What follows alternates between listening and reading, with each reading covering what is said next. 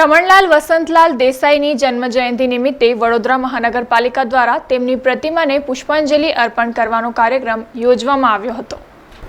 ગાંધીયુગમાં વાંચનનું ઘેલું લગાડનાર સર્જક અને વિવિધ નવલકથાઓ ઉપરાંત નવલિકા, નાટક, આત્મકથા તથા જીવનચરિત્રના સાહિત્યનું લેખન કરનાર રમણલાલ વસંતલાલ દેસાઈની જન્મજયંતિ નિમિત્તે વડોદરા મહાનગરપાલિકા દ્વારા શહેરના કારેલીબાગ વિસ્તારમાં વોડા ઓફિસ સામે આવેલી તેમની પ્રતિમાને પુષ્પાંજલિ અર્પણ કરવાનો કાર્યક્રમ યોજવામાં આવ્યો હતો।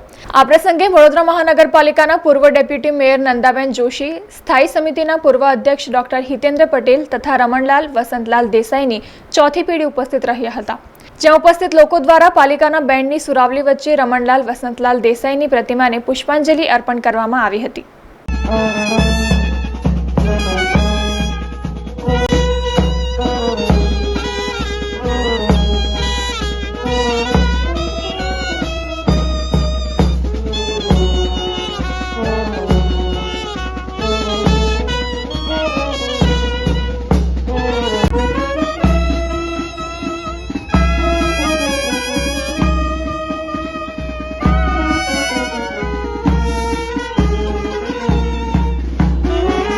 મહાનગરપાલિકા દ્વારા સાક્ષાત રમણભાઈ દેસાઈના જન્મજયંતિ નિમિત્તે પુષ્પાંજલિ કરતાં અમે ખૂબ ગૌરવ અને આનંદની લાગણી અનુભવી છે।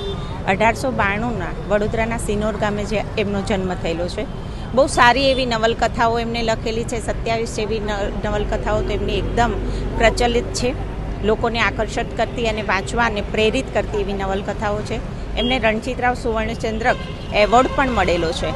ખરેખર સાહિત્યના ક્ષેત્રમાં એમને જે નામના કમાઈ છે એ વડોદરા માટે થઈને ગૌરવની વાત છે। સાથે જ આપણા ગાયકવાડ સરકારની અંદર પણ એમને કામ કરેલું છે। આવા રત્નને જ્યારે અમે પુષ્પાંજલિ કોર્પોરેશન દ્વારા અમે કરી રહ્યા છીએ ત્યારે આનંદ થાય છે। એ સાથે કોર્પોરેશનની સાથે આજે જેમને આ મૂર્તિ માટે થઈને પ્રેરિત થઈને જેને કરેલું છે એ પણ ફેમિલી અમારી સાથે જોડાયેલું છે।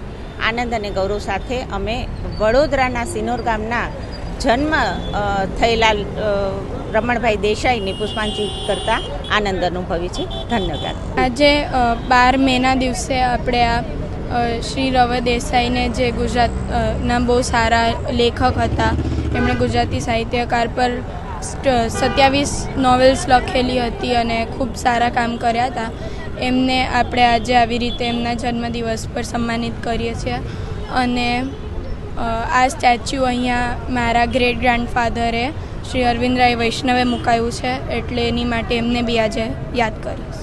સમાચારોના સતત અપડેટ માટે TNN ન્યૂઝને YouTube પર સબસ્ક્રાઇબ કરી બેલ આઇકોન પ્રેસ કરો અને અમારી સાથે જોડાયેલા રહો Facebook, Instagram અને Twitter ઉપર।